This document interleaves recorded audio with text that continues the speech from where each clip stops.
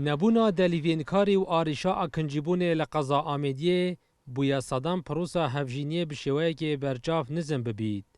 گنجین دوره دبیجن جبر آریشین جدا جدا به تایبتی انکاری و اکنجیبونه او نشن پروسا هفجینیه بگ بینن.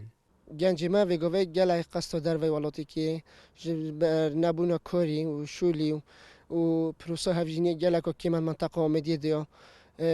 گنجی ما تیویا شول بو گنجی ما منطقه آمیدیه بهتا کرن که مثلا کمپانی بین شقا چکن بو گنج مثلا وگاوه اما کشونه و 6-7 ساله میخیزم پیکنای اشتی از خانیت خلکی و من پیچنو بید از 2 مزانش فیم خواهو کم.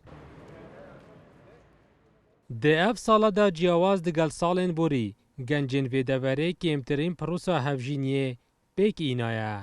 دبینی رجا هفجینی گلک و کمه. اگر تو برآورده که احتمال رجا طلاق زیادتر بیتن.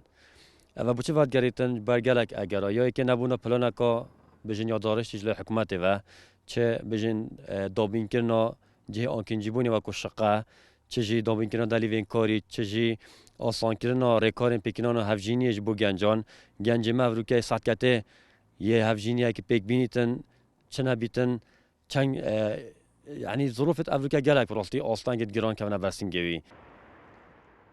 جیاوازیا و دوره دگل دورندی رجا بکاریه ده آسته که برز دایا و تانها آریشا اکنجیبونه جی نهاتیا چاره سر کرن. دلدار عرف کرسات نیوز آمیدیه.